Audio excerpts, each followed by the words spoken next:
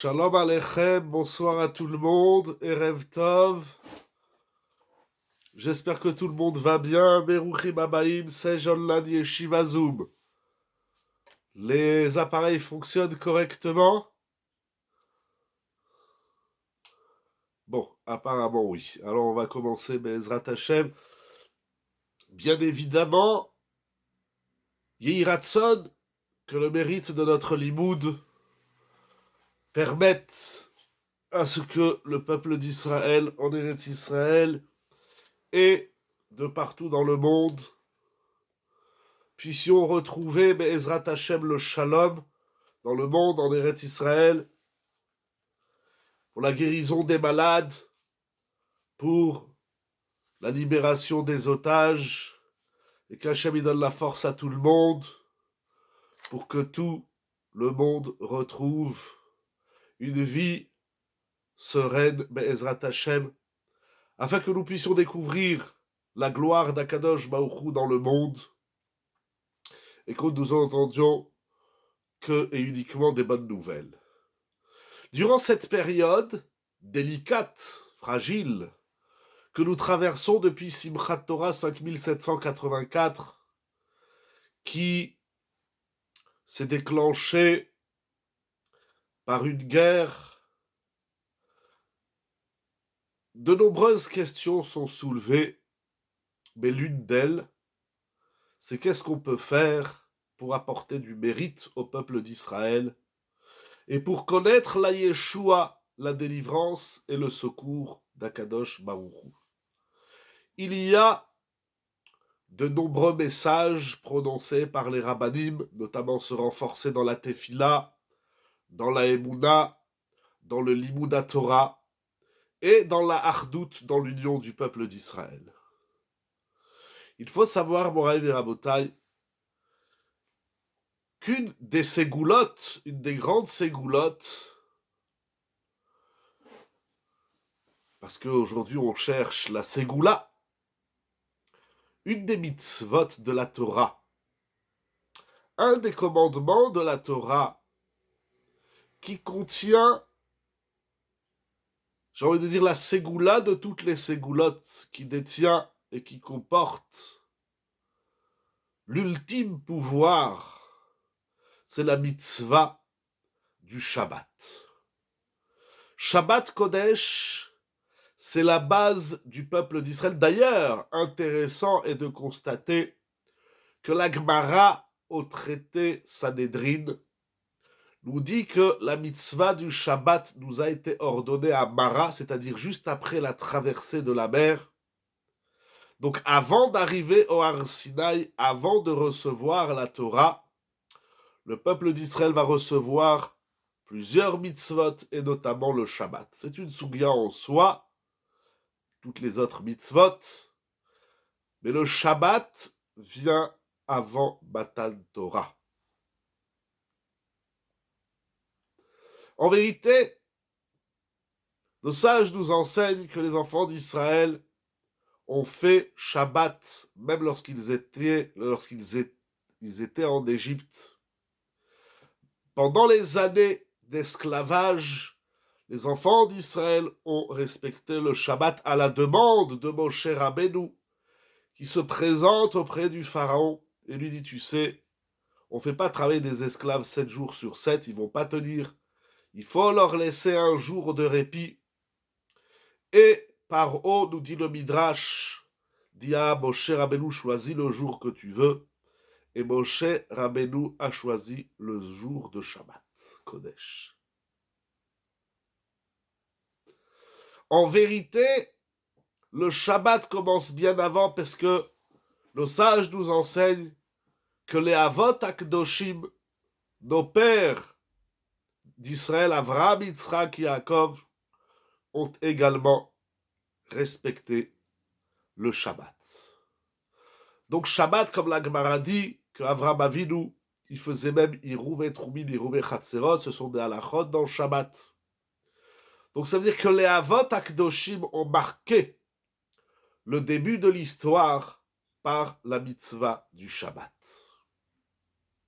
C'est ramené également dans Rashi, dans le Chumash, que Sarah Imenu allumait les nérotes de Shabbat. Comme ça, il dit Rashi dans le Chumash.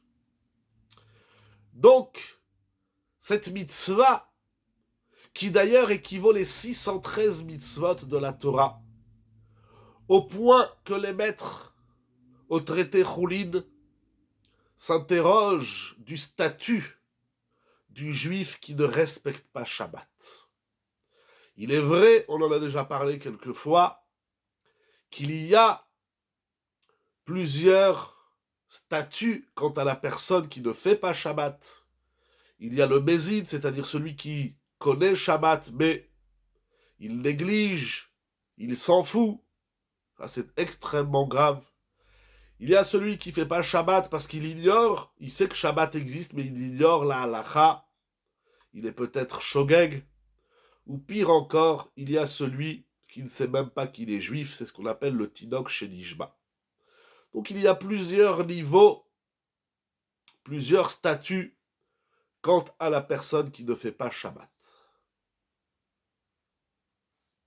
Et la Gemara et les poskim s'interrogent de, oui, aujourd'hui, et surtout en Chutz Laaretz, en vérité dans le monde entier, à part quelques individus sauvages de notre peuple, la masse du peuple qui ne fait pas Shabbat, c'est par ignorance ou c'est tout simplement parce qu'ils ne savent même pas que Shabbat ça existe.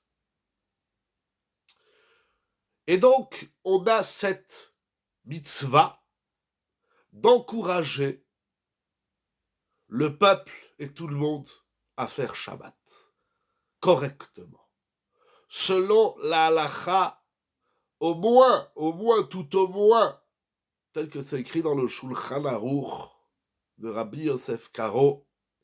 Et après, si on veut affiner son Shabbat, alors on étudie bien évidemment les textes dans le Talmud, dans la Gemara, dans le Shulchan Aruch, dans le Mishnah Brura, dans le Kaf HaChaim, Yalkut Yosef, Chazon Ovadia, Piskei Teshuvot, etc. Shmirat Shabbat Keilcheta. Il ne manque pas, Baruch Hashem, des ouvrages grandioses qui nous décrivent la halacha de Shabbat dans les moindres détails. Sarah Imenu, comme je disais, allumait les nérotes tous les vendredis, comme ça c'est écrit dans Rashi, dans le Chumash. Et donc, c'est d'ailleurs, sans doute, la première action, le premier maaseh qu'on fait pour Shabbat, c'est d'allumer les nérotes de Shabbat. J'ai eu l'occasion, si je ne me trompe pas la semaine dernière, jeudi soir, de rappeler qu'une des grandes ségoulottes qui a des effets clairs et nets et évidents, c'est de faire rentrer Shabbat 10 minutes au moins avant l'heure indiquée dans les différents calendriers. Ça veut dire, par exemple, pour cette semaine, lorsque dans les calendriers pour Nice, en tout cas, 27 octobre, nous avons marqué que Adlakat Nerot, c'est à 18h11, eh bien, sachez, mesdames et messieurs, que celui qui allume les Nerot à 18h01, c'est-à-dire qu'il fait rentrer Shabbat 10 minutes avant ce qui est indiqué sur les calendriers, il a une bracha particulière, comme c'est écrit dans le Pri Megadim, le Ben Ishra et encore beaucoup de Sfarim, qu'on a eu l'occasion de rappeler ici et là. Et effectivement, c'est ce qu'a conseillé le Gaon Rav Yitzhak Zilberstein la semaine dernière. Il a écrit une lettre sur ça. Et il assure, et on l'a vu, et nous allons le voir encore plus, mais Ezrat Hashem de plus en plus, que de faire rentrer Shabbat le plus tôt possible, c'est, dans les mots modernes d'aujourd'hui, une des plus grandes ségoula, une ségoula inouïe. Les gens se marient, les gens ont des enfants, les gens règlent des problèmes de shalom baït, ou de parnassa, ou de santé.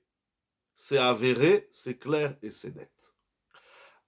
Cependant, cette ségoula n'est pas sans soulever quelques questions de halakha, dont nous allons rappeler certaines, mais nous attarder sur l'une d'elles. Tout d'abord,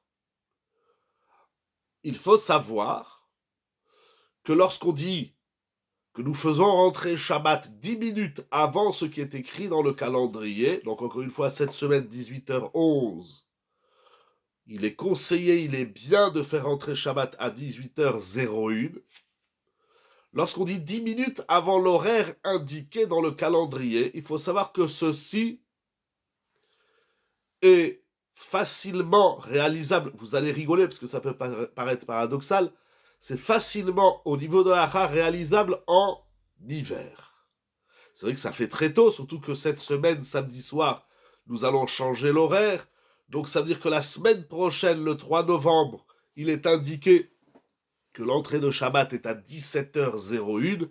Eh bien, il sera bien de faire rentrer Shabbat à 16h51 et ainsi de suite. Alors peut-être qu'au niveau de l'organisation, du travail, de la maison, c'est compliqué, mais au niveau de la halakha, c'est facile. En été, c'est un peu différent. Je vais être bref sur ce sujet, sauf qu'on le plaque plus tard, j'y arrive tout de suite. Plus tôt, vous voulez dire? Oui, ou plus tard. Par exemple, en été, dans le calendrier du Sej de la Yeshiva, nous écrivons que la Hadlakat Nerot, tout l'été, c'est à 20h. Pourquoi 20h? Pas parce que ça arrange les uns et les autres, il n'existe aucun horaire qui arrange tout le monde, mais parce que c'est le plus tôt possible en été qu'on peut faire Shabbat. On ne peut pas faire Shabbat avant 20h. C'est un horaire général, il faut voir chaque semaine. Pourquoi? Parce que le Shulchan Aruch nous écrit, c'est un débat, c'est un sujet en soi, mais si je dis sous ça, je vais être bref. Le Shulchan Aruch écrit qu'on ne peut pas recevoir Shabbat avant le plag. Alors quel est cet horaire? Shabbat rentre à la Shkia? Non, Shabbat ne rentre pas à la Shkia. Pourquoi?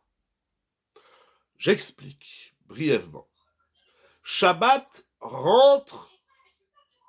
Pardon, si on peut couper les micros, on n'a pas besoin d'entendre ce qui se passe chez tout le monde, mais surtout parce que ça me fait du bruit dans les oreilles.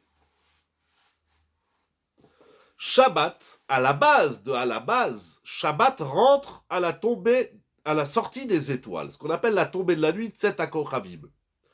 Cependant, avant la tombée de la nuit, nous avons une période qui s'appelle le crépuscule Ben Hashmashot, qui commence effectivement au coucher du soleil. Donc, entre le coucher du soleil et la tombée de la nuit, nous faisons Shabbat Misafek. Parce que nous avons un doute si le coucher du soleil s'appelle déjà la nuit ou non. Qu'est-ce que ça change, Blinéder? On reviendra sur ces halachot. Non, j'arrive aux 18 minutes, une seconde. Par étape. Si vous voulez en simple, oui, on fait Shabbat 18 minutes avant la Shkia. En réalité, c'est même pas tout à fait 18 minutes, c'est des zmaniotes. Bon, enfin bref.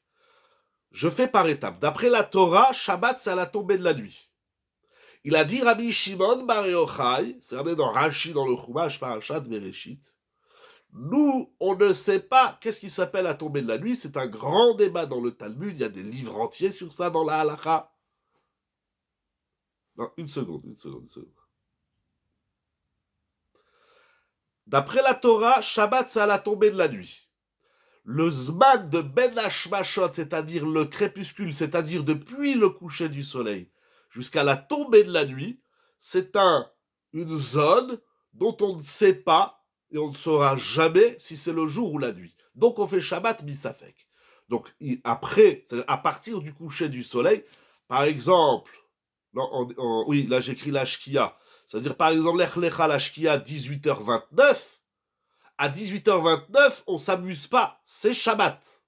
Que ça soit parce qu'on a un doute si c'est le ou pas, ça change rien. 18h29, c'est Shabbat.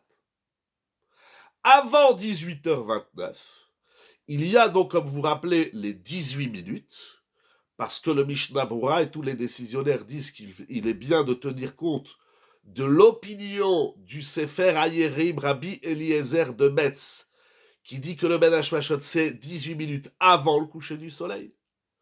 Et donc, 18 minutes, c'est ce qui a été accepté par la quasi-totalité des décisionnaires et des communautés d'Israël. On fait Shabbat 18 minutes avant le coucher du soleil, l'été comme l'hiver, l'automne comme le printemps.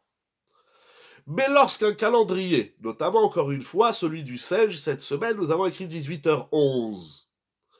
18h11, c'est le maximum. On ne peut pas aller au-delà, sauf exception, mais on ne va pas rentrer dans ça ce soir, pour faire entrer Shabbat. Mais cela ne dit pas qu'on ne peut pas faire entrer Shabbat avant 18h11. Si je veux faire entrer Shabbat à 18h ou à 17h, quelle est la limite? Le Shulchan Aruch nous dit qu'on peut recevoir Shabbat le plus tôt possible. C'est ce qu'on appelle le Plag Hamidcha. Le Plag Hamidcha, c'est 1h15 zmanit saisonnière avant la tombée de la nuit pour les Sfaradim. Donc ça veut dire que dans votre calendrier, aujourd'hui il y a des applications, mais attention aux applications. Pourquoi? Parce que les applications que vous avez sur Android ou iPhone, etc., ils tiennent compte de plusieurs opinions. Il y a en France, par exemple, ce qu'on appelle l'opinion de Rav Posen et l'opinion de Rav Yitzhak Yosef, qui est basée sur les écrits de son père Rabbeinu Ovadia Yosef, qui lui-même se réfère au Shulchan Aruch. Donc il faut savoir que les opinions de Rav Posen ne sont pas systématiquement valables pour les Sfaradim. Donc regardez bien dans les applications, vous pouvez modifier les shittot, les opinions de la halacha. Si vous êtes Ashkenaz, vous cliquerez Rav Posen ou Ashkenaz. Je ne connais pas toutes les applications. Par exemple, Kalji, il propose Rav Posen ou Rav Ovadia Yosef. Si vous êtes Ashkenaz, vous cliquez Rav Posen. Si vous êtes Sfarad, vous cliquez Rav Ovadia Yosef. Peut-on faire une melacha entre les 18 minutes avant la shkia? C'est un sujet en soi. Parce que si, pour répondre à ta question directement, si à 18 minutes avant le coucher du soleil, j'ai déclaré que c'est Shabbat, je ne peux pas faire de melacha dans ces 18 minutes. Mais nous allons voir une shéla de halacha importante qui vont répondre à beaucoup de vos questions. Donc, lorsqu'on dit qu'on peut recevoir Shabbat à partir du Plag Hamidcha, selon le Shulchan Aruch, c'est-à-dire 1h15 avant la nuit, et selon les Ashkenazim, c'est 1h15 avant le coucher du soleil. Alors là, j'ai pas sous les yeux le Plag, mais en tout cas, vous verrez sur les applications. Je ne sais pas si je l'ai sous les yeux ici dans ce calendrier, il n'y a pas tous les zmanim. Bon, en tout cas, on a le droit de recevoir Shabbat à partir du Plag Hamidcha. Vous verrez sur l'application, sur les calendriers, vous allez voir Plag Hamidcha, eh bien, on peut faire entrer Shabbat. Mais dès que j'ai dit c'est Shabbat, j'ai allumé les nérotes et j'ai dit c'est Shabbat. On ne joue pas après, par exemple, si le Plag, on va dire un exemple, s'il est à 17h30, je veux faire Shabbat rentrer à 17h30, c'est très bien, c'est une ségoula immense. Et c'est pas après je dis, ah ben j'ai besoin de faire ci ou de faire ça, j'ai besoin de repasser une chemise ou une jupe, monsieur, ça fait rentrer Shabbat à 17h30, c'est Shabbat. Alors cette question que tu soulèves, est-ce que l'allumage est une acceptation du Shabbat?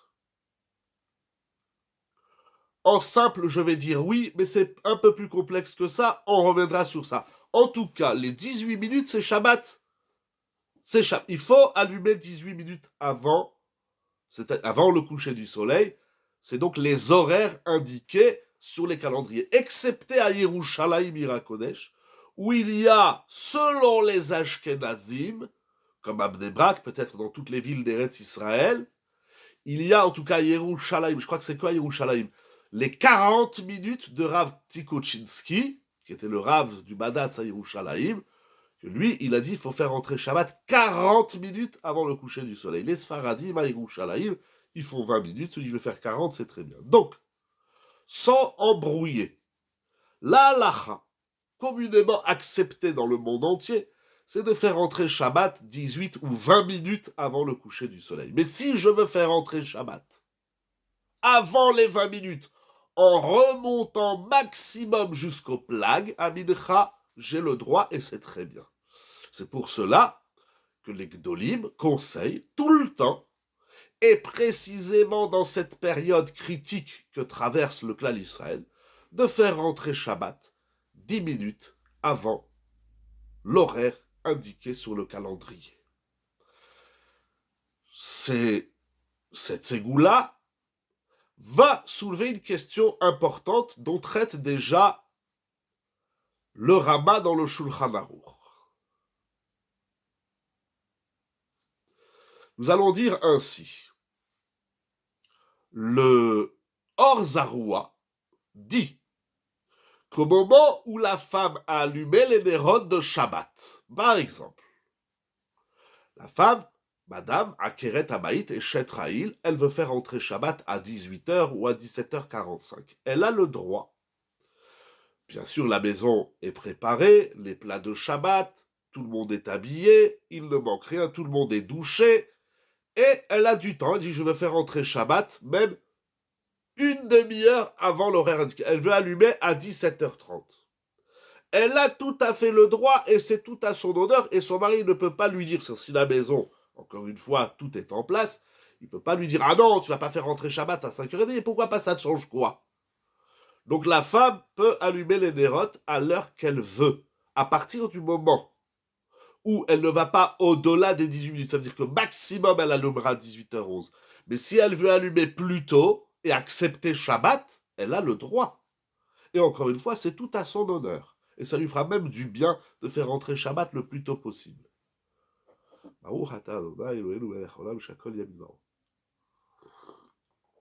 L'Or Zarua dit qu'à partir du moment où la maîtresse de maison a reçu le Shabbat sur elle, elle n'entraîne personne avec elle. Et son mari ne peut pas faire de melacha. C'est de ça que nous parlons tout de suite. C'est ça que dit l'Or Zarua.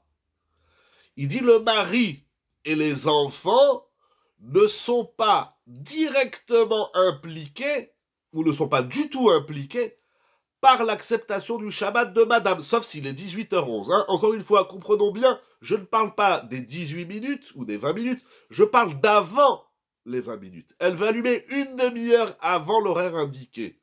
Elle a le droit. À 6h moins quart, elle veut allumer les nérotes. Elle dit, moi je suis prête, j'ai envie de faire rentrer Shabbat plus tôt. J'ai envie de rentrer tout de suite dans le Shabbat. L'acceptation du Shabbat de madame n'entraîne ni le mari, ni les enfants. Eux, ils ont le droit de dire, nous, on fera rentrer Shabbat à 18h11, et si on veut faire 1 ou 2 ou 3 minutes avant, on a le droit. Tout ceci s'inscrit dans une grande sougya qui s'appelle Tosefet Shabbat. C'est-à-dire que nous avons une mitzvah, c'est retenu dans le Shulchan Aruch, c'est l'opinion du Rosh et de beaucoup de rishonim, de décisionnaires. Il est une mitzvah de rajouter du chol michol à la kodesh. Donc, si on dit 18h11, bon, on a déjà rajouté 18 minutes, mais si maintenant je veux rajouter encore 1 minute, encore 2 minutes, je veux faire Shabbat pas à 18h11, mais à 18h09, ou à 18h05, ou à 18h, toutes les minutes que je rajoute de la semaine, je les prends de la semaine, je les fais rentrer dans le Shabbat, c'est une mitzvah de la Torah Tosefet Shabbat. C'est une mitzvah d'Eoraïta de rajouter sur le Shabbat. Maintenant, si ma femme, elle veut rajouter une demi-heure, elle a le droit, c'est très bien. Il y a une discussion, mais je ne vais pas rentrer dans ça. Une grande discussion, si elle n'a pas le choix que d'allumer pendant ces 18 minutes, elle pourra. C'est pas si simple que ça, il y a trop d'éléments sur ta question. Blinéder à la fin, si j'ai fini le sujet, il restera quelques minutes. Rappelle-toi, mon cher ami, qui en Eretz Israël et Eretz HaKodesh, de rappeler la question, Blinéder. Parce qu'il y a trop de paramètres et on va s'éloigner. Et comme c'est délicat, c'est de la halacha, je vais essayer d'être le plus simple et précis, Blinéder. Mais c'est une grande question. En tout cas, je ne suis pas qu'est-ce qu'on fait après, ou ça veut dire dans les 18 minutes. Je suis qu'est-ce qu'on fait avant les 18 minutes. Donc, Tosefet Shabbat, tout ce que tu veux rajouter sur le Shabbat, tant que tu ne vas pas au-delà du plag en remontant, tu as le droit, c'est une mitzvah de la Torah. Il y a une discussion dans les décisionnaires. Est-ce que la femme, elle est concernée par cette mitzvah de Tosefet Shabbat ou non? Elle a le droit, mais est-ce qu'elle est concernée? La conclusion de Rav Ovadia Yosef, alav shalom, s'appuyant sur Tosfot et sur d'autres Rishonim, il dit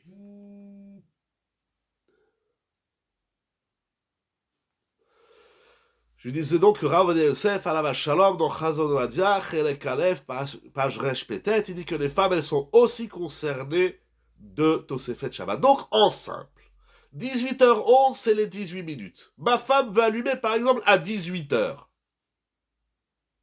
Elle a le droit. C'est très bien, Chazak ou Baruch.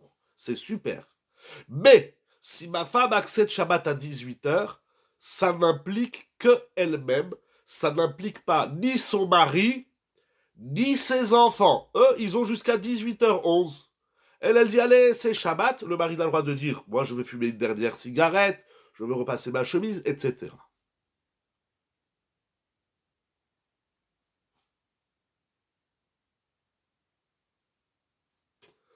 Vous demandez pourquoi.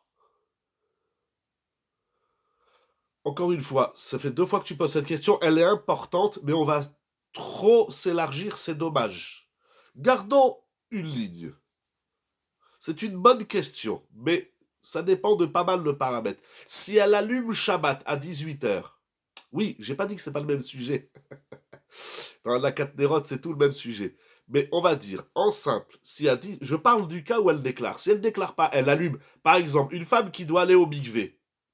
Et on lui dit, le mikvé, vendredi soir, par exemple, il est ouvert à 18h30, un exemple. C'est encore une autre question. Maintenant, elle a 20 minutes pour descendre au mikvé, et d'allumer à 18h11, ça lui fait juste, elle a le droit d'allumer à 18h, elle dit, je n'accepte pas Shabbat, je prends la voiture, mais à 18h11, il faut qu'elle ait garé la voiture. Donc, on peut allumer plus tôt, tant que c'est pas le plague, en disant, j'allume parce que j'ai le besoin de prendre la voiture, encore une fois, dans l'exemple du mikvé, c'est une shéla des poskim, donc elle a le droit. Mais là, je parle du cas, à 18h11, ce sera Shabbat, il faut qu'elle pose la voiture. Bon, monsieur, si c'est lui qui allume les dérotes, si sa femme n'est pas là, elle est partie accoucher ou autre. Ou elle est en voyage. En tout cas, je suis dans le cas où à 18h, elle allume les dérotes et elle déclare qu'elle accepte Shabbat. Sa déclaration du Shabbat n'implique que elle-même et ça n'implique ni son mari ni les enfants. Ils auront jusqu'à 18h11 dans l'exemple de cette semaine. Vous demandez pourquoi? Parce qu'il y a une règle dans la Torah, à part les exceptions, que lorsqu'on fait une mitzvah, surtout, je dis bien, lorsqu'on fait une khumra, c'est-à-dire on prend sur soi de faire mieux et plus que la halakha stricte, cela n'implique pas les autres, ni le mari, ni les enfants. Madame, tu veux faire une khumra, c'est très bien, c'est noble, c'est très beau, tu auras la bracha, etc., etc., etc. Mais ta khumra, ta sévérité, c'est une règle quasi générale dans la Torah, quand on prend sur soi quelque chose, ça n'implique que soi-même. Ça n'implique personne d'autre au monde, ni même le mari et les enfants. Vous pouvez dire khumra, idur mitzvah, an agatova, ma'asim tovim, etc. Je dis bien, ce n'est pas le 18h11, il s'impose, c'est la halakha. Ça que tu veux ou que tu veux pas, c'est Shabbat. Mais maintenant, madame, elle veut faire mieux, elle veut faire plus, c'est extraordinaire.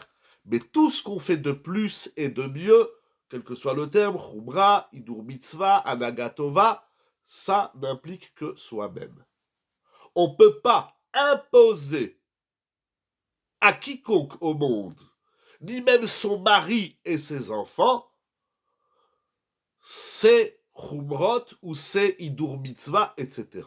Tu veux faire quelque chose de bien, c'est noble. Et d'ailleurs, comme je disais tout à l'heure, le mari ne peut pas empêcher sa femme de faire plus. Elle dit, moi j'ai envie d'allumer les dérotes à 18h. Il ne peut pas lui dire, ah non, tu ne vas pas allumer à 18h.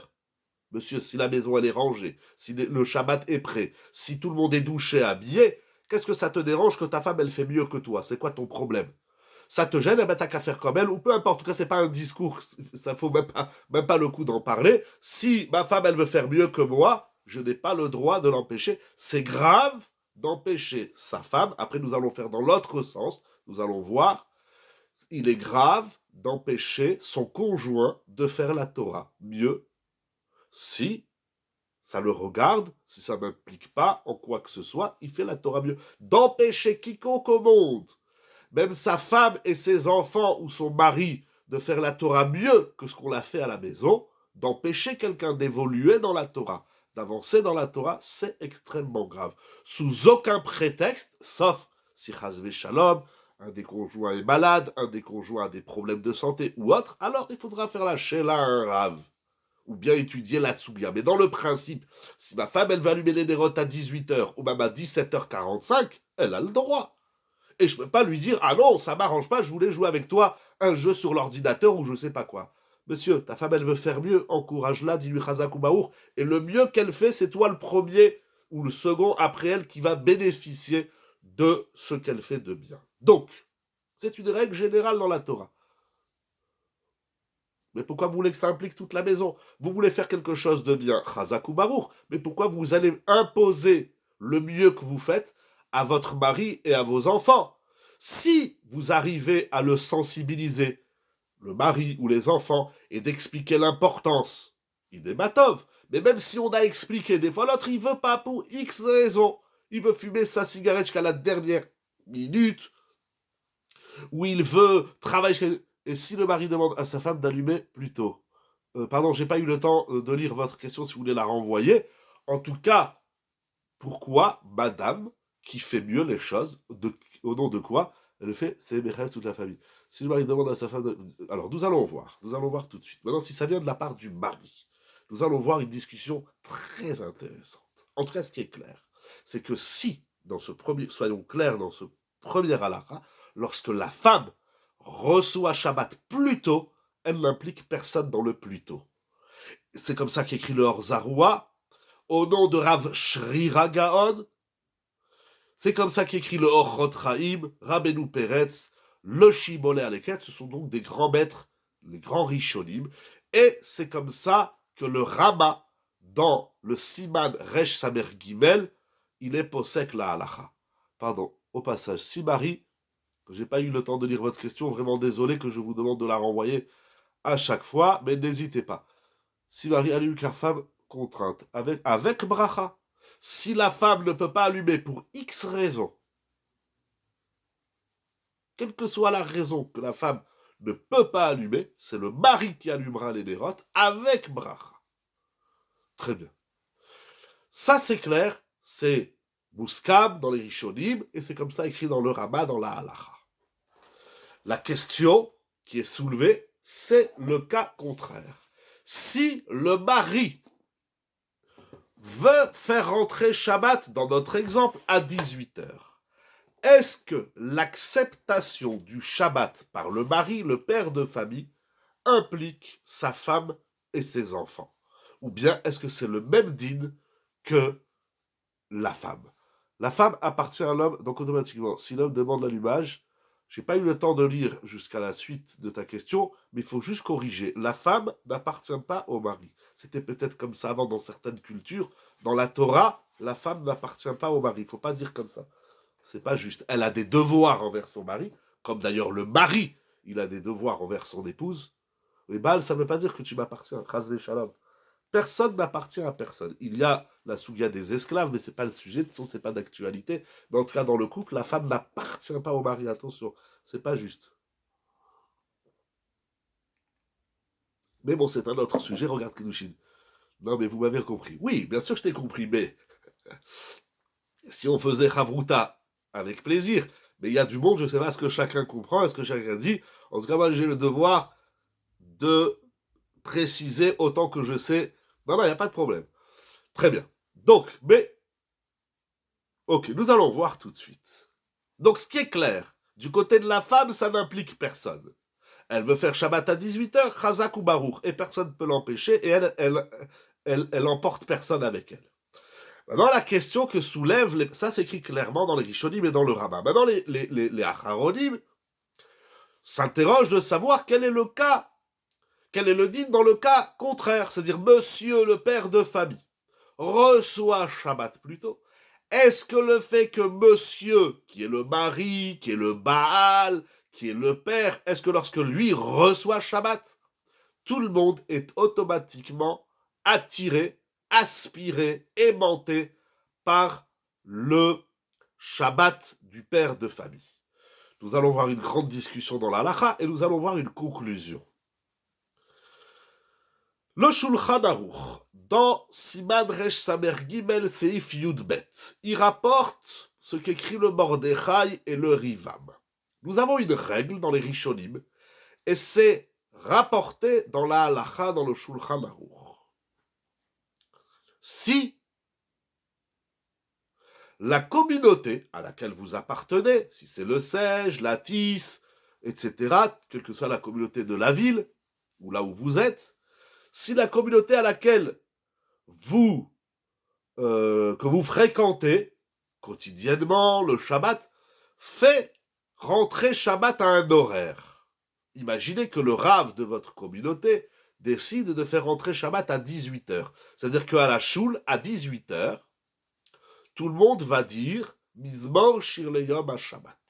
Donc même si sur le calendrier s'écrit que Shabbat c'est 18h11, si vous fréquentez une synagogue, une communauté qui fait rentrer Shabbat à 18h, eh bien ce sera Shabbat à 18h pour tous les membres de la communauté. Dans les mots du Shulchan Aruch, Imrov akahal, kiblu alehem Shabbat. Si la majorité des fidèles de la communauté ont fait rentrer Shabbat, quel que soit l'horaire, Amiout nimshachim acharehem al korcham.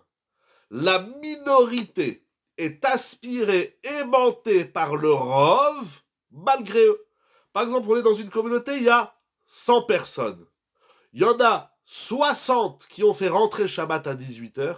Eh bien, les 40 qui sont la minorité sont obligés de faire rentrer Shabbat à l'horaire choisi par la majorité. Incroyable. Même, ils disent que, donc, Al-Kocham, le Shulchan Aruch, le Rivam, le Mordechai, on vient pas de dire la Chouma. Ah, très bien. Et ici, très bonne question, on vient de dire que la Choumra ne s'exporte pas. Très bien. Mais, ici, nous allons voir tout de suite la différence. Très bonne question. Je vous laisse réfléchir sur une réponse. Mais ici, c'est même. Attendez, une seconde. On va arriver. Quel est le parallèle avec le mari? Le ridouche de cette halakha, c'est que même si la minorité refuse, elle veut pas faire rentrer Shabbat à 18h, elle veut faire rentrer Shabbat à 18h11, la minorité est automatiquement aspirée dans l'horaire choisi par la majorité. C'est la force du tsibour. On l'étudie en ce moment au Kollel avec les Chaverim, les Kollelman, dans le Maharal notamment, une Mishnah dans Pirkei Avot.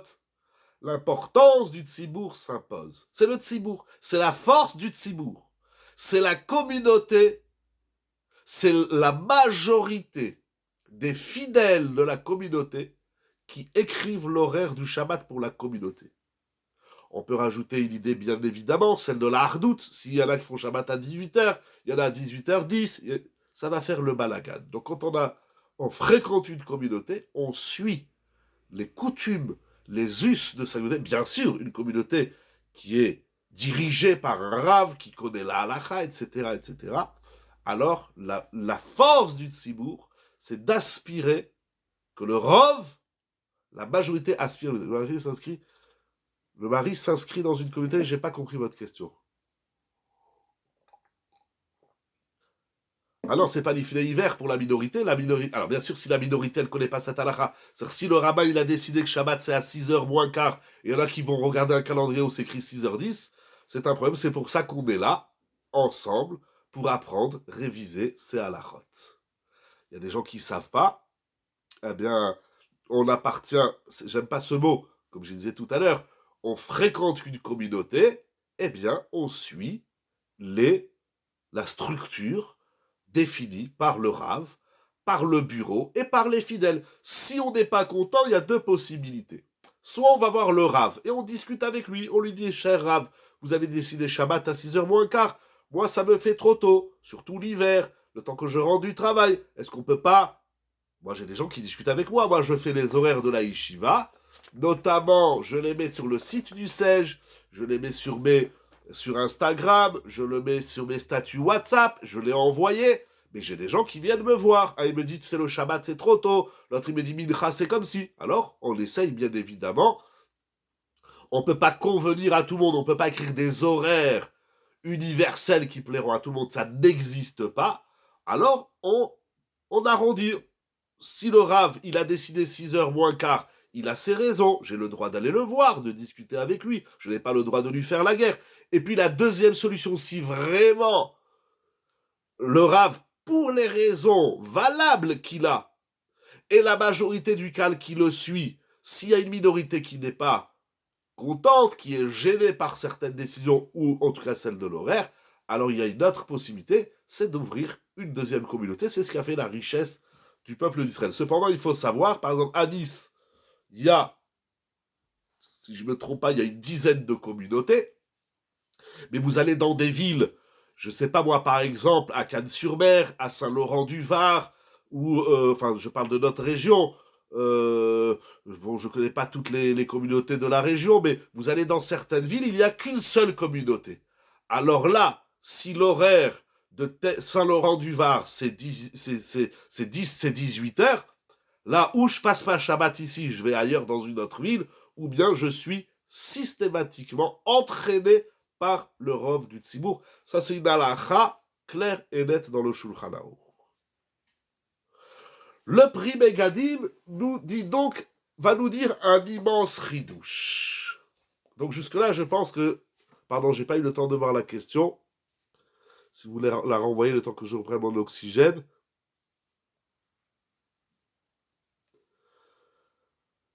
Comment concilier cette idée avec la communauté de chaque ville. Mais aujourd'hui, et c'est d'ailleurs écrit dans les post-kim, aujourd'hui, pour X raisons, c'est pas le sujet, on n'est pas dans le sujet de la communauté, pardon, excusez-moi, aujourd'hui, dans une ville, en tout cas comme Nice, Paris encore plus, Marseille, Lyon, Strasbourg, les grandes villes de France, et c'est comme ça, vous allez à Yerushalayim, je sais pas, il y a 1000, 2000 communautés. Vous allez à Bnei-Brak et il y en a tout, dans chaque immeuble, il y a un autre Beth Midrash. C'est la pluralité, c'est la richesse du clan d'Israël, fait foi. Le horaire de la ville de Nice fait foi. Et toute communauté doit suivre. Pas du tout. Chaque communauté, aucune communauté ne peut décider pour une autre communauté. Question par question. D'abord, notre cher ami Meyer, après on verra la question de Madame Tsipora, si je me trompe pas, c'est vous qui êtes venu juste après. Chaque communauté a le droit de choisir son horaire. Dans chaque communauté, il y a un rave, il y a un bureau, il y a des fidèles. Une communauté, elle se construit, elle se décide en 3 temps au moins. Il y a le rave, il y a le bureau, les administrateurs comme on dit en français, et il y a les fidèles, en gros, grosso modo. Et c'est avec ces 3 éléments qu'on constitue une communauté, etc. Maintenant, aucune communauté, soit-elle, ne peut décider pour une autre communauté. Chacun il a ses us, chacun il a ses coutumes, chacun il a son rave, chacun il a ses sensibilités. Donc c'est pas parce que telle communauté. Donc on n'est pas abordé par la force du tzibour automatiquement. Non, exactement. On n'est pas absorbé dans le tzibour il n'y a pas une communauté. Avant-guerre, c'était comme ça. Il y avait un rave dans la ville qui décidait tout pour toutes les communautés. Après, avec les voyages du peuple d'Israël, il y a des Sfaradim qui sont venus chez les Ashkenazim, des Ashkenazim qui sont venus chez les Sfaradim, après les Chassidim, etc., etc. On ne peut pas, celui qui fait comme le Shulchan Aruch, il ne peut pas imposer à celui qui fait comme le Rama de faire comme lui. Donc, ça s'est élargi. Et donc, voilà, dans chaque ville, il y a plusieurs communautés. Et chaque communauté, elle décide pour elle. Aucune communauté ne fait force de loi pour toute la ville. Mais c'est un autre sujet. Voilà, il y avait une question de Madame Tsipora avant de continuer, pour revenir au cas du mari. La décision du mari s'inscrit dans des règles communautaires et pas. Alors attention, vous allez vite, c'est pas ça que j'ai dit. On a parlé de la femme qui fait rentrer Shabbat plus tôt, elle aspire personne. Deuxième halakha, la majorité des fidèles de la communauté fait rentrer Shabbat, la majorité aspire la minorité. Deuxième halakha. Maintenant, le Pri Megadim nous dit que le mari, il s'appelle la majorité. Si on devait partager les parts dans le couple, entre guillemets, on dirait le mari, il a 60% de parts et l'épouse, elle a 40%. Et le Pri Megadim dit donc, de la même façon que la minorité est aspirée par la majorité, si la majorité a décidé que Shabbat c'est 18 heures, la minorité est aspirée par la majorité, malgré elle, même si la minorité ne veut pas recevoir Shabbat, c'est Shabbat. C'est comme ça, c'est la majorité qui fait la loi. Eh bien, la même chose, le Pri Megadim dit quelque chose d'incroyable, et il n'est pas seul. Il dit, le mari, il est comme la majorité. Si le mari fait rentrer Shabbat à 18h, c'est Shabbat pour tout le monde. Cette opinion est défendue également par le Chavot Yair et par Rav Vosner dans Shevet HaLevi. Rav Vosner conclut, nous allons voir les opinions opposées. Pardon, je reviens tout de suite à votre question. Oulala, Bechila, une petite seconde. Et Rav Vosner, je finis d'abord le premier opinion, après je reviens à vos questions, Bechila, pour avancer un petit peu, mais je reviens vers vous. Rav Vosner conclut comme le Chavot Yair et le Pri Megadim. Nous allons voir dans quelques instants une opinion opposée et nous dirons quelle est la halacha finale. Première opinion, Pri Megadim, Chavot Yair et Shevet HaLevi Rav Vosner, la femme est absorbée, c'est les mots qu'on a dit ce soir, aspirée après l'acceptation du Shabbat du mari. Dès que le mari dit c'est Shabbat, dès que le mari déclare que c'est Shabbat pour tout le monde. Voilà. Et il dit clairement, Rav Vosner, la femme n'aspire pas le mari, ou en tout cas ne l'entraîne pas dans sa Kabbalah de Shabbat, mais le mari, il a le statut du Tzibour, et il impose le Shabbat à toute la famille. C'est la première opinion. Pardon, alors je vais essayer de le faire dans l'ordre. Je crois le premier qui a posé la question, c'est Meyer, après Madame Bokhara, après, je ne me rappelle pas si Tsipra a posé la question, ou sinon on reviendra à Moshe. Alors Meyer, vous avez une question, pardon, mais la mitzvah en question n'est pas justement celle de la femme d'Avka. Non, attention.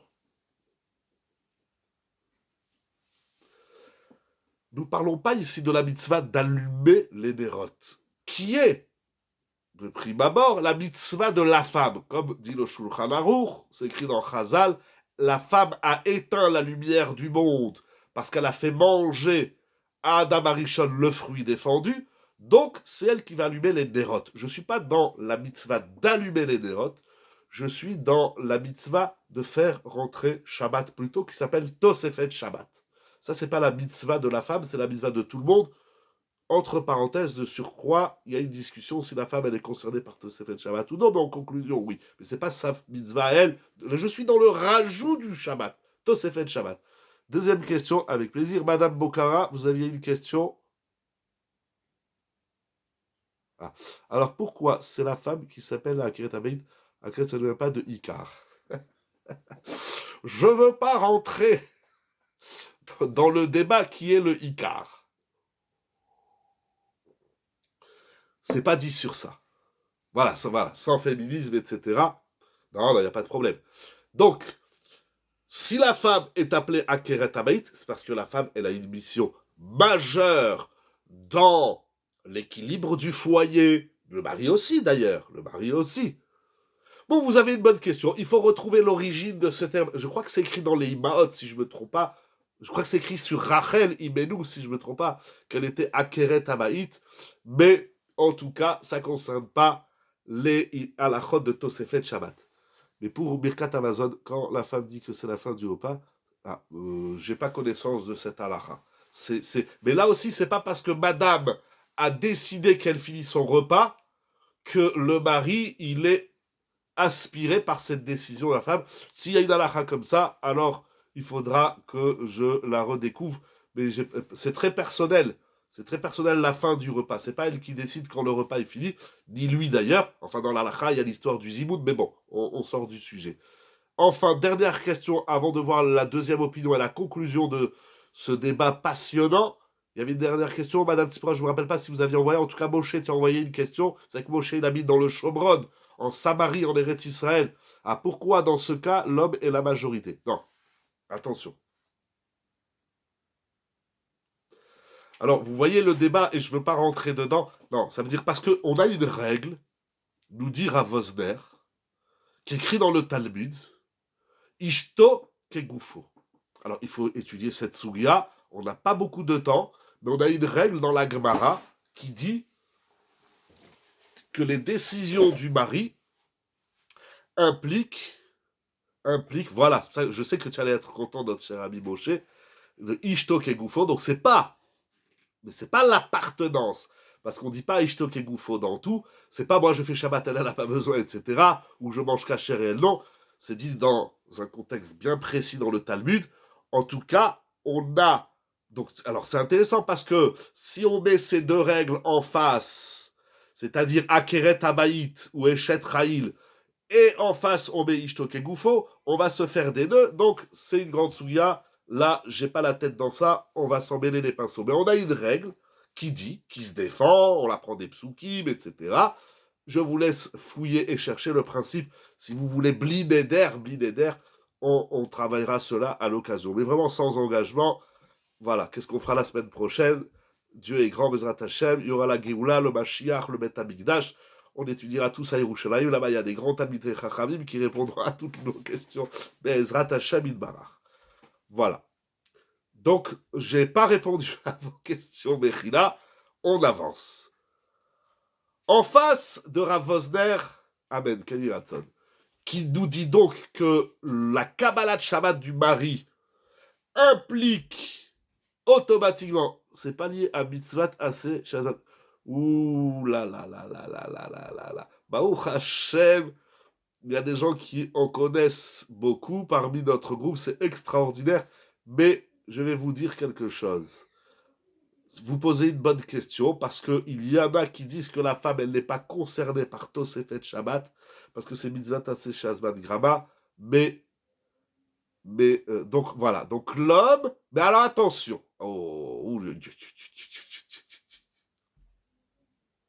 attention, c'est pas tout à fait mitzvah assez Shazman Grama parce que c'est lié au Shabbat. Shabbat, c'est aussi une mitzvah qui dépend du temps, parce qu'on ne fait pas Shabbat ni le dimanche, ni le lundi, on le fait que le samedi, le 7e jour. Et pourtant, la femme en est concernée.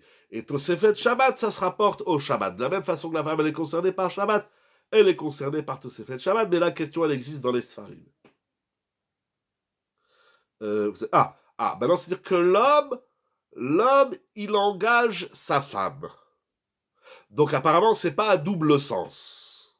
Alors, comme vous avez dit, sans rentrer dans le débat du féminisme, etc., qui n'en est pas un, c'est juste des sujets de société moderne, il faut savoir que dans le couple, chacun il a des plus et chacun il a des moins. C'est valable pour tout. Non, alors justement, je reviens à ça, c'est pas valable pour toutes les chumrot. Mais il y a, bon, je vais vous expliquer. Ok, je vais vous expliquer. C'est écrit dans la Gemara Masechet Psachim. Il y a un chapitre qui s'appelle Makom. Pourquoi spécifiquement ici? Non, ok. Je vous ai expliqué. En simple, hein, mais c'est un grand sujet. Et c'est dommage, je veux finir le sujet de Adlakat Nerot, parce qu'il est vraiment, en ce moment, il est d'actualité de chaque Shabbat. Et je vais vous dire en simple, vraiment en très simple. Hein. Oui, c'est écrit dans la Gemara Masechet Psachim. Il y a un chapitre, j'ai oublié c'est quel chapitre dans Psachim, peut-être le deuxième, le troisième, bon, j'ai oublié. C'est écrit au traité Psachim, il y a un chapitre qui s'appelle Makom Shenahagu. Makom Shenahagu, ça veut dire comme ça, le Talmud nous dit, si vous êtes niçois, et à Nice on a un minag A, et vous allez passer Shabbat à Marseille, à Lyon, ou n'importe quelle ville du monde, et là-bas on n'a pas le minag A, on a le minag B. Alors, en simple, hein, c'est un sujet immense et passionnant, en simple, une personne, lorsque vous allez dans une communauté différente de la vôtre, eh bien, il s'impose que vous épousiez les us et coutumes de l'endroit où vous allez. Ça s'appelle Makom Shenagou, le Achmir ou le Hakel. Voilà, un Niçois, ou même un Nice. Vous avez l'habitude de prier, par exemple, au Sège. Et maintenant, vous êtes invité à une bar mitzvah ou autre, et vous allez passer Shabbat dans la communauté. Encore une fois, parce que c'est mon frère ou c'est mes frères, vous allez à Latis ou à Ader, la même chose rue Marceau, etc., quelle que soit la communauté de la ville. Mais vous, dans la communauté que vous allez en tant qu'invité, vous allez voir qu'ils ont des minagim, des coutumes différents de ceux de la yeshiva. Eh bien, en simple, vraiment très simple parce que c'est hyper complexe et il y a plein de paramètres, mais en simple, la règle de base dit que puisque maintenant vous passez Shabbat à Latis, vous devez faire les coutumes de Latis ou de toute autre communauté, soit-elle, et de même si vous changez de ville, vous allez à Marseille, et à Marseille ils n'ont pas le même minag qu'à Nice, eh bien vous devez faire le minag de Marseille. C'est la règle de base. Les poskim disent que ici, qui est-ce qui va... Alors ça c'est le machal, le nimshal. Les décisionnaires disent qu'une femme, lorsqu'elle est mariée, ça s'appelle que c'est elle qui change de communauté et elle va maintenant dans la communauté du mari. Donc elle doit épouser les coutumes du mari. C'est toutes les questions à Pessah ou tout au long de l'année. Par exemple, une Sfarad qui est épousée par un Ashkénaze ou une Ashkénaze qui est mariée à un Sfarad. Ça s'appelle que c'est la femme qui va maintenant dans la communauté du mari. Et donc, si le mari est d'accord qu'elle continue ses khumrot qu'elle faisait avant, il y a des maris qui sont très ouverts, qui sont très tolérants, comme on dit aujourd'hui. Eh bien, si avant tu mangeais pas du riz, tu veux pas manger du riz, ne mange pas du riz. Chez nous, on mange du riz ou des pois chiches. Eh bien, moi, j'en mange. Tu veux pas? Eh bien, n'en mange pas. Mais, de prime abord, je dis bien de manière très générale, donc c'est cette souga de Makom Shenagou. Très bien, je ferme la parenthèse. C'est dommage, il ne reste pas beaucoup de temps et je voudrais terminer avec vous la conclusion. Si mon mari est à New York en voyage et moi à Nice, on fait comment? Eh ben, votre mari, il fera les minagim de New York, et vous, vous ferez les minagim de Nice. Mais le mieux, sans rentrer dans le détail de votre schéma, le mieux, c'est que quand monsieur il va à New York, il amène sa femme avec lui, comme ça, il n'y a pas de problème. Voilà, mais en simple, c'est ça, la halacha. En opposition, Marloquette de Rav Osner, du Chavot Yair, donc de la première opinion du prix Megadim, nous avons plusieurs décisionnaires rapportés ici, dans un livre extraordinaire, d'un Rav extraordinaire, le Rav Tzvi Reisman, qui est Rav à Los Angeles, dans son livre Ratz Katsevi sur Shabbat, et également notre maître Rav Ovadia Yosef, Alav Shalom, dans Chazon Ovadia Shabbat, premier volume, page 288 en hébreu, ils vont ramener le Etzachaim, le Marish Taif, le Chemdat Moshe, le Be'er Moshe, Igrot Moshe, Rav Moshe Feinstein, le Yeshuot Yaakov, tous ces décisionnaires pensent que lorsque le mari il reçoit le Shabbat plus tôt, étant donné que c'est une Khumra, une Hanagatova qu'il s'impose sur lui-même, il ne peut pas l'imposer ni à sa femme, ni à ses enfants. Donc, étant donné que l'horaire cette semaine, Lech Lecha sera 18h11, celui qui veut accepter Shabbat à 18h, même si c'est monsieur qui accepte Shabbat à 18h, c'est ta Khumra, tu ne peux pas l'imposer. Ta Haga, c'est ta Mida, tu veux évoluer, Chazak ou Baruch, tu ne peux pas l'imposer, ni même à ta femme et à tes enfants. C'est l'opinion de Rav Moshe Feinstein, de Rabbeinu Ovadia Yosef et de beaucoup d'autres décisionnaires. Je ne sais pas, bon, il y a tellement de choses à dire sur ça, mais en conclusion, ils disent que, et c'est comme ça, donc, et Rav Ovadia Yosef rajoute un point important. Il dit la chose suivante. Donc ça veut dire que, en conclusion, voilà, pour simplifier, pour synthétiser ce que nous avons étudié ce soir, si madame fait rentrer Shabbat plus tôt que l'horaire du calendrier, cela n'aimante personne et n'implique personne. Ni son mari, ni ses enfants, ni sa belle-fille, ni son gendre, ni sa mère, ni sa grand-mère, ni son père, ni personne. Celui qui veut faire rentrer Shabbat plus tôt, Hazak ou Baruch, mais madame, ça ne concerne que toi. De même, et c'est la conclusion de Rav Ovadia Yosef, du Igrot Moshe et de tous ces poskim que nous avons cités, si la même chose pour le mari, Si le mari fait rentrer Shabbat plus tôt, il ne peut s'imposer à personne. Une des raisons par laquelle conclut Rav Ovadia Yosef, alav shalom, c'est que tout ce principe de savoir si monsieur aimante ou aspire madame, ou madame aspire monsieur, c'est une question des Rabbanan, ce n'est pas ici une loi de la Torah. Et nous avons une règle, que lorsque nous avons une marloquette, c'est pas une règle générale et exclusive, mais en général c'est comme ça, lorsque nous avons une discussion dans les décisionnaires sur un point, une question de halakha qui est midera banane, on peut aller d'après la Kula. Donc conclusion pour ce soir, que ça soit monsieur, Bechila, je finis la phrase, je reviens vers vous, que ça soit monsieur qui ait reçu Shabbat plus tôt. Monsieur, vous voulez rentrer Shabbat à 6h moins quart, vous avez le droit. Eh bien, ceci n'aspire pas et ne concerne ni votre femme ni vos enfants. Et de même, madame, si vous voulez faire rentrer Shabbat plus tôt, Hazak ou Baruch, c'est extraordinaire, mais on ne peut s'imposer sur personne. Donc, ni monsieur ni madame ne peut s'imposer sur l'autre. Quant à l'acceptation du Shabbat, qui est donc reçu plus tôt. Oui, notre cher ami Meyer, vous voulez poser une question? Si père et mère faut rentrer plus tôt. La même chose. Si, même si les parents font rentrer Shabbat plus tôt, ils ont décidé de faire rentrer Shabbat à 6h moins quart, eh bien, ça n'implique pas les enfants. Alors, quand ils sont petits, en général, cette question, elle se pose lorsque les enfants sont des adolescents. Ils ont 14 ans, 15 ans, 16 ans, 17 ans, et a fortiori quand ils sont majeurs, ils ont 18 ans, etc.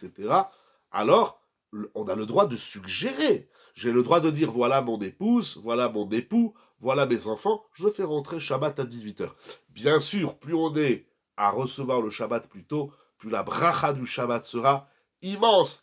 Mais c'est de la suggestion. Alors lorsque les enfants sont petits, c'est pareil pour la fin du Shabbat allongé. Alors la fin du Shabbat allongé, nous allons dire un mot, parce que c'est quand même une question importante, on fait de la suggestion, je prends sur moi une anagatova, je prends sur moi un hidur mitzvah, une chumra, j'ai le droit de suggérer à mon épouse, à mes enfants, de me suivre, mais s'ils veulent pas, c'est pas grave. L'essentiel, c'est qu'ils fassent Shabbat comme il faut.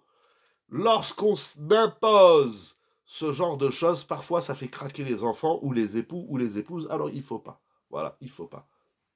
Maintenant, vous demandez, la sortie de Shabbat.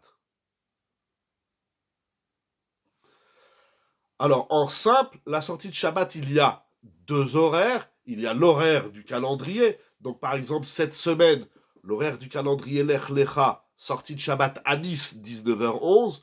Deuxième horaire, c'est Rabbeinu Tam, 19h30. Alors, vraiment, en très simple, là aussi, si monsieur veut faire sortie Shabbat à 19h30, c'est-à-dire à l'horaire de Rabbeinu Tam, il ne peut pas s'imposer ni à sa femme, ni à ses enfants. De même, si une femme, elle veut faire sortir Shabbat Rabbeinu Tam, Hazak ou Baruch, elle a le droit de faire sortir Shabbat à Rabbeinu Tam, mais elle ne pourra pas l'imposer ni à son mari, ni à ses enfants. Shalom à l'Israël, l'essentiel, c'est pas qu'on fasse tous pareil et que à l'intérieur, on se hait, ou chasvé shalom, on est dérangé. Moi, j'ai fait rentrer Shabbat à 6h moins quart, ma femme, elle veut pas, ça me dérange. C'est pas beau. C'est pas comme ça dans la Torah. C'est pas comme ça. Dans la Torah, le plus important, c'est le shalom. Fais rentrer Shabbat à 6h moins quart si tu as compris, tu es sensible à cette ségoula qui est d'une puissance extrême, mais ne casse pas les pieds à ta femme. Parce que si tu lui casses les pieds, elle va faire rentrer Shabbat comme toi, mais vous n'allez pas être en shalom. Et ne pas avoir de shalom, c'est pas non plus bien, c'est pas beau. Ça détruit aussi le clan d'Israël. L'essentiel, c'est de vivre Beshalom et dans la Torah. Maintenant, tu veux faire des chumrot, tu veux faire des anagot tovot, tu veux faire tout ce que tu veux faire, la briout, sans déranger personne, sans s'imposer à personne. Le shalom, il est plus important que ta chumra ou que ta anagat tova. Fais une chumra, fais tout ce que tu veux, mais il ne faut pas que cela abîme, entache la relation dans le couple et dans la famille.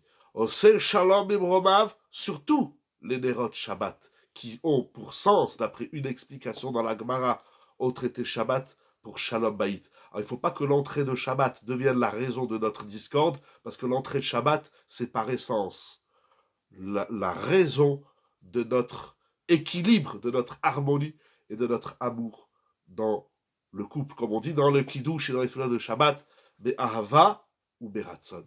La Torah, Derachea darkenoam vechol netivotea shalom. Shabbat, c'est avec amour et agrément, et toute la Torah, toutes les voies de la Torah sont des voies douces et agréables. Kol derachea darkenoam vechol netivotea shalom. Et tous les sentiers de la Torah, c'est le shalom. Shalom à l'Israël, shalom bamalchuyot, shalom bamishpachot, que Akadosh Baruch Hu nous envoie tout de suite et maintenant la Yeshua, le shalom dans le monde, le shalom dans le clan d'Israël, le shalom dans les familles, le shalom dans les couples, qu'on n'entende que des bonnes nouvelles, que cette guerre s'arrête tout de suite et maintenant, qu'il n'y ait plus de mort nulle part, qu'il n'y ait que des bonnes nouvelles, vraiment dans la nérimout, dans le shalom, dans l'amour et dans le shalom, des cascades de bénédictions. Cette Tosefet Shabbat, j'en suis sûr, et on entend tous les jours des miracles, ce n'est pas encore fini, mais on espère que c'est terminé, qu'Akadosh fasse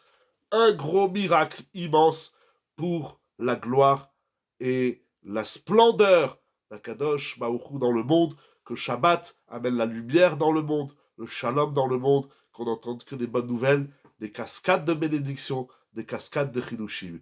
Yes, Yeshiva Zoom, c'est online pour la gloire d'Akadosh Baruch Hu, et surtout avec le sourire. Kol Tuv, Besorot Tova Lechaim. Merci pour vos brachot, qu'Akadosh Baruch Hu, Vechel Lemar vous bénisse encore plus et bénisse le clan d'Israël encore plus. Kol Tuv, Besorot Tova Lechaim, Lechaim, Lechaim, Lechaim.